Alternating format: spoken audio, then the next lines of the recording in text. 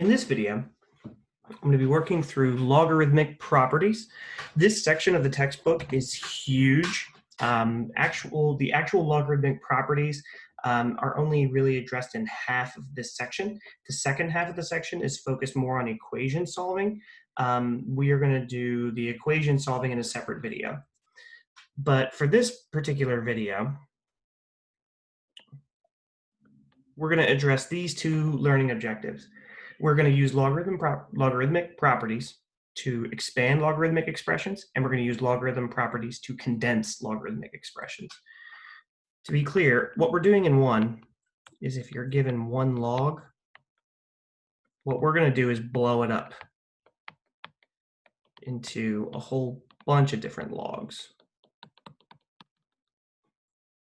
Okay? And in the second one, what we're going to do is we're going to have a whole bunch of different logs. Whoa, what am I doing there?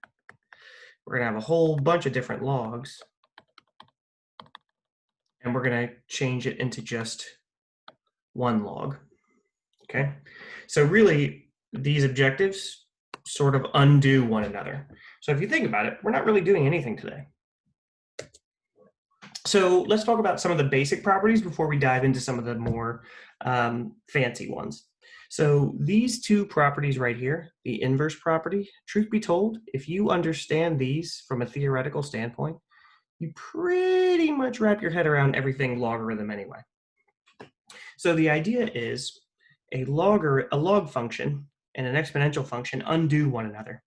So if I log and then I exponential, I'm going to end up with x. Now, the key is the bases have to be the same. Okay, so that's important. In the same ilk, if I were to take an exponential of a logarithmic power, I'm going to end up with just that power. Okay. Next, we have the exponential property. The fundamental idea behind this is I can take an exponent inside of a log and crank it out front. It is now multiplicative. Okay, I can do that with constants and I can do that with variables. Just to drive home like a very specific example, let's suppose I had ln of x to the fifth power. Well, what I could do here is I could take this 5, ratchet it out front, and I'd have 5 natural log of x. Okay, change of base. This seems silly. Here's the idea.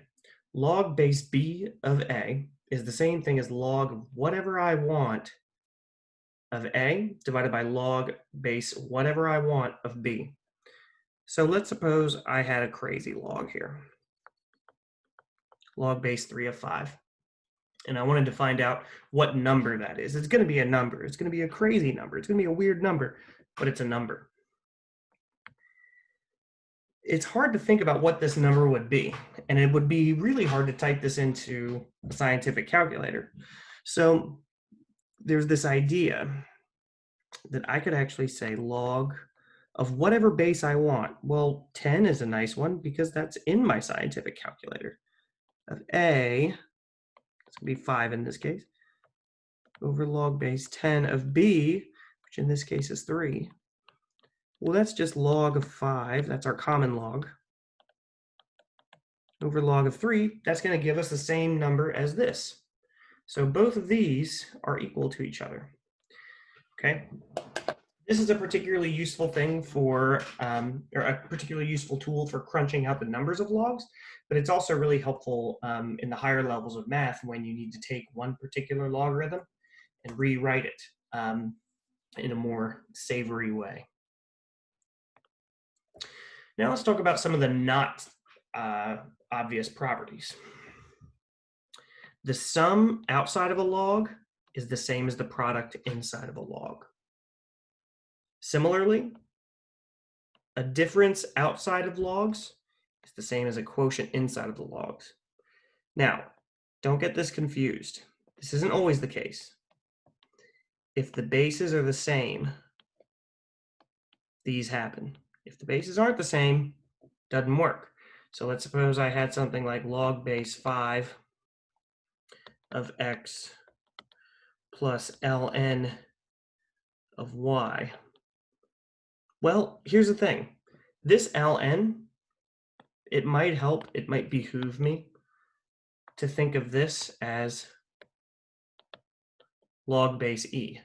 Well, these bases aren't the same, so you cannot say, well, this is the same thing as log whatever of xy. Can't do it because we don't even know what base we would choose, right? They have to be the same in order for this to work. So can't do it, all right?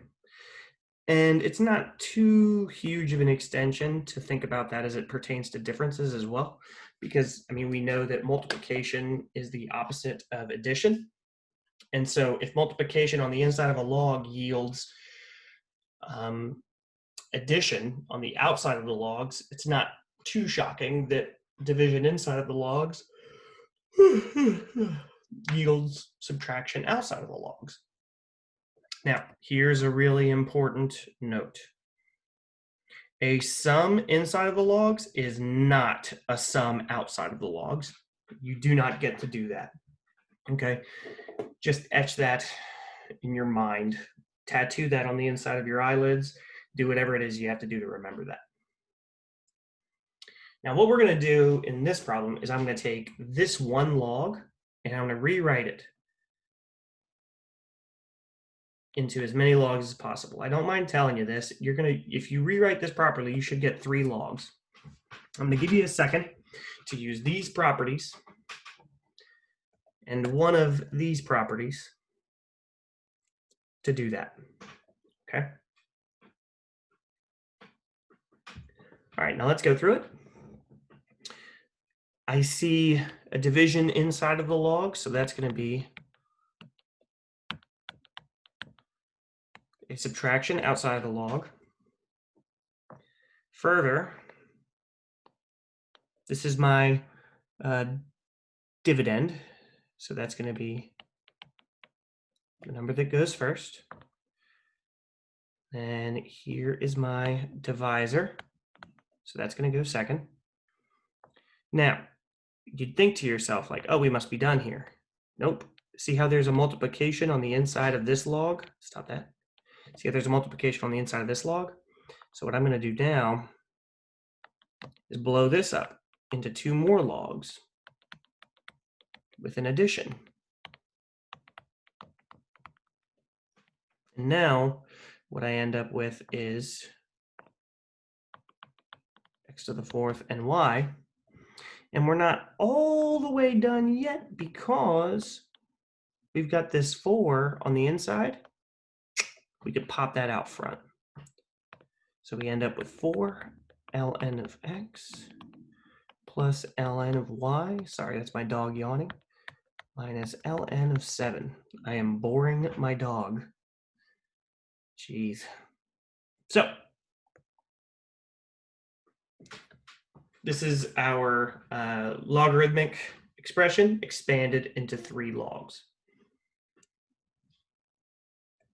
I'm going to give you a second to work on this one. This one's tricky, but you should end up with 3 logarithms after all is said and done. 3 logarithms.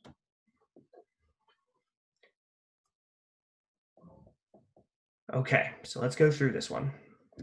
I see a division inside the logs, so I know I've got a subtraction outside of the logs. So my dividend here is going to be x, so that's going to go first. And then I've got the square root of 1 minus x squared. Now, here's something you'll need to remember. Okay, so recall this. A to the 1/2 power, that's the square root of a. Okay, so I'm going to rewrite this guy.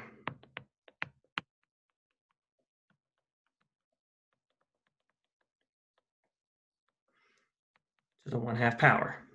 Now, why did I go and do that? What favors did I do myself there? Well, now I can take this 1/2 and crank that out front. So believe it or not, it helped us.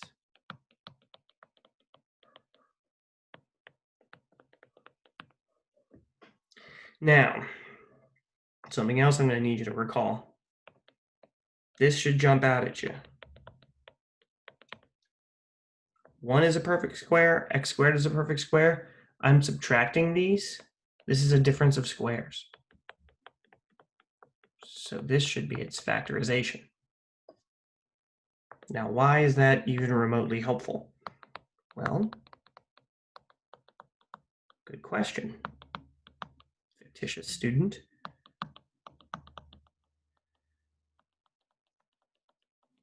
Now that I see that there's a multiplication inside of this log, I can rewrite this as a sum on the outside of the logs. Now, from here, you could actually leave it like this, but if you wanted to distribute the -1/2, you can do that. Make sure that you remember to distribute. Common error is that students will forget that. And either of these are absolutely correct. All right, now, just to clarify, there's one part of this notation that I really bristle at. This should be in parentheses like that. Doesn't seem like a big deal, but it's a big deal. What I want you to do is compute the number for this. Okay, now ln of a is going to be equal to 2. It's going to be a nice number. Ln of b is equal to 3, and ln of c is equal to 5. Okay, you don't need to solve for a, b, or c. I'm telling you ln of a is 2, ln of b is 3, and ln of c is 5. What I want you to do is come up with the numerical expression that this comes out to be. I'll give you a second to do that. You're going to use log properties for this. All right, now if you got -13 over 32, go ahead and rewind it from here. I'm sorry, go ahead and fast forward it from here. You already know exactly what you're doing, and I'm just going to end up boring you. So here's how we're going to go about this. Let's start with, here's where you need to be careful. This division outside of the logs, guess what that turns into? Division outside of the logs. There's no property for division outside of the logs. There's a property for division inside of the logs, but nothing for the outside. So I'm going to use the product property to blow this up.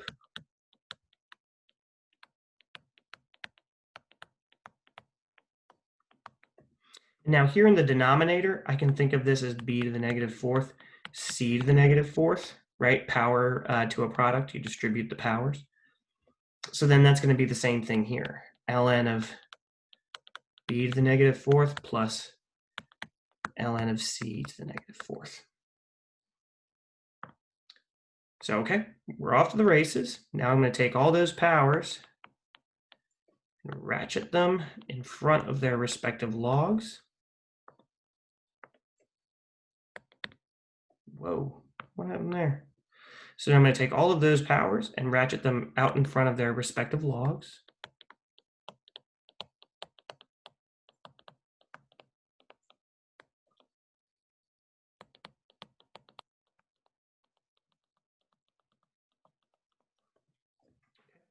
Now I'm going to do some substitution. So I know that ln of a is equal to 2. And I know that ln of b is equal to 3. And I know that ln of c is equal to 5. So now what I end up with is 2 times 2 plus 3 times 3 over -4 times 3 minus 4 times 5. So that's going to, in the numerator, I've got a 13. And in the denominator, I've got a -32. That's a -13 over, whoa, don't do that. Write the correct number. Goodness gracious. Crash the plane as soon as the wheels hit the runway. All right, so we've got the -13 over 32. Now, this is a different beast altogether. What we're doing here is we're taking multiple logs and transforming it into one. So we're simplifying to a single logarithm. I'll give you a second to try this on your own. Okay, just so that you have it in front of you, if you need to, you can think of this as log base 10, just so that you don't think that common log isn't truly common. So what I see is a subtraction outside the logs, which tells me I'm going to be looking at a division inside the logs. 12x to the fourth is my dividend. 4x is my divisor. The 12 and the 4 reduce. I'm left with a 3.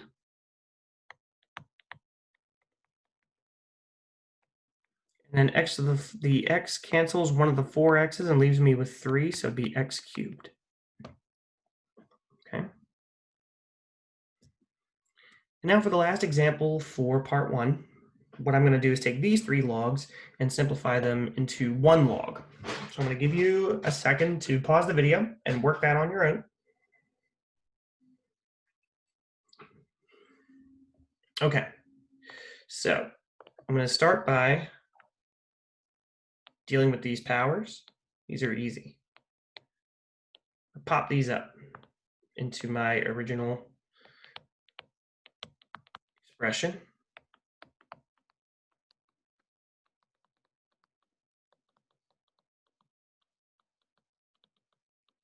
Okay.